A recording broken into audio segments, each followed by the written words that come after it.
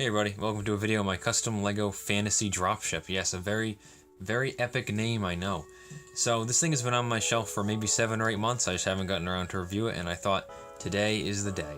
So basically how this thing came into existence 7 or 8 months ago, brain's a little fuzzy from then, is, as you guys may know, I am a massive simp for Lego elves, and I had the ship right here, and I thought, hey, actually I didn't have the ship at the time.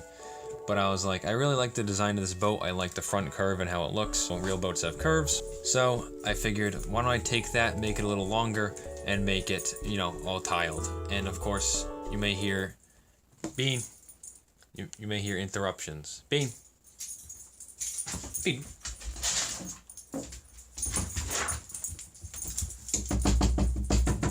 You alright there?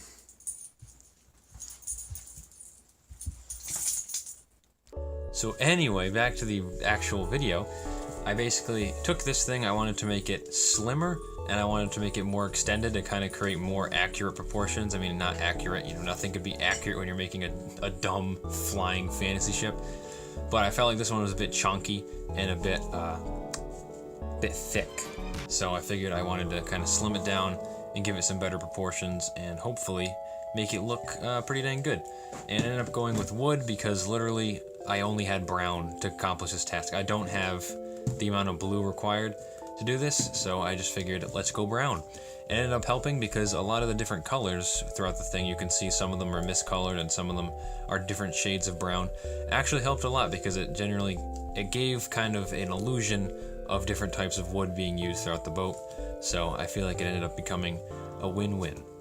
So now I'm going to show just the general views, you know, from a bird's eye view before we get into the general details of the ship. I tried to create a combination of the Lego Elves ship and actually the ship from Oasis, the Overwatch map, and try to combine them together to form this boat here. I wanted to be able to fit quite a decent amount of minifigures on it, not have like a 1-seater or a 2-seater. So I wanted to do that, and I also wanted to add some sort of defenses to the thing. I know Lego Elves, you can't really have gun-toting peacemakers, right? Unless it's like, I don't know, the Autobots.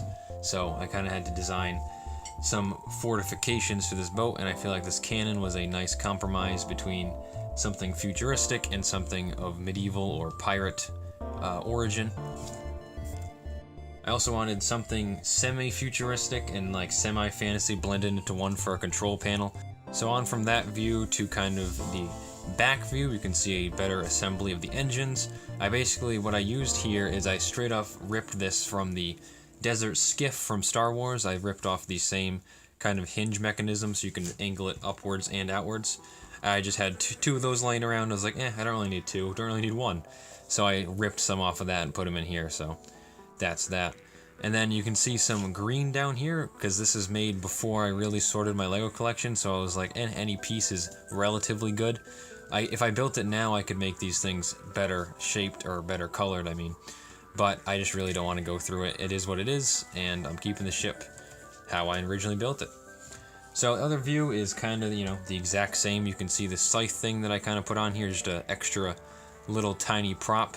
What ended up happening is I had these left over from a mock I made, but from a custom minifigure that I didn't end up using them for, so I just figured I'd throw them on these metallic hilts because they kind of look the same, and throw it on the ship to give it kind of some accessory and some personality. Which leads to the front view, where you kind of just see a pirate ship kind of influence right there, if not just another fantasy ship of your choosing.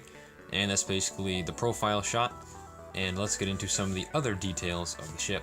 So I want to turn attention to the deck real quick. I wanted to make this so that you can give the illusion of these things going up and down or left and right.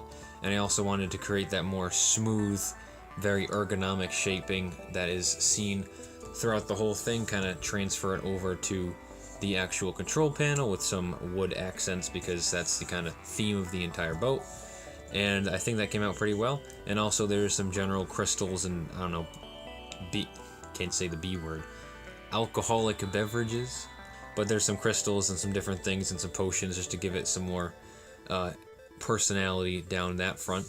And then going on the back, I just have these flags over here. I've tried a lot of combinations of the flags, including the ones that are angled and different colored flags of different factions from medieval and classic space sets, or classic castle sets, I should say. But it shouldn't really work out, so I went with the classic pirate 4 classic pirate flags to do that. And now taking a closer look at this Canon over here, I just actually recolored this before I filmed it. It originally had a few discolored pieces, so I figured I'd clean this up a little bit.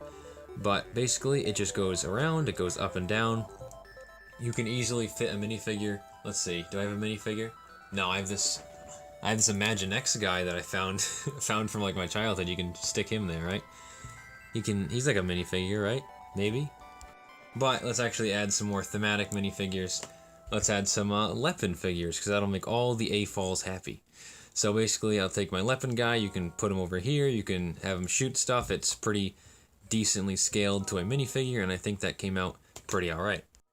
So basically, while building this thing, I learned that doing something in this scale of Lego, even a foot long, is very interesting and challenging when it's a vehicle of some sort, because you have to give a toy the illusion of not being a toy.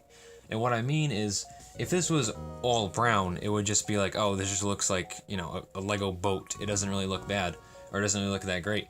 I mean, not saying that Lego boats don't look superb, because those classic pirate ships are pretty nice. But the point is, if you're going for something that, you know, pops a little bit more and has a little bit more detail, you're going to need to do all these discolored panels, which of course adds some more detail, but at the same time you can make it look like a complete mess if you get it wrong. So, of course, this is also true for smaller builds, but when it's extrapolated this big, of course, there's a lot more pieces to deal with, and there's a lot more opportunity to get it wrong. So, I added, for instance, for me, I added these gray panels, not because I didn't have the slopes or anything, like I don't have them, but also because it adds a little more personality right here. It adds just a fact of, oh, maybe this thing was blown off at some point and replaced with a different colored metal piece as a quick fix. And you just have like different colors, like over here, these two are a different color, just to show some different colorations in the wood. And you just need to do like different things like that just to spice it up, and I think it was definitely a fun build to make, and I definitely learned something. Maybe. I don't even know if I learned something. I'm just talking around my butt, dude. I made this like 8 months ago. So basically, I made a video on this thing because I have a use for it now. I'm going to put it in the cave mock that I'm live streaming on the channel. You can see where that thing is going to be put later down the road when I actually have, you know, a cave. But if you guys want to see me tremendously fail at live streaming, you can try to catch those, and you can view the past ones if you want. I wouldn't, but you know. You might want to. You might want to. So basically, this sums this up. At the time of recording, I have like 675 subscribers, which is pretty crazy because at the beginning of the year, I had like 450, so I guess quarantine got all the people on the YouTubes. So thank you a lot. I have a lot of fun stuff planned, and I'll keep you guys posted. So that was my fantasy starship. Hope you enjoyed, and I may see you in the next one.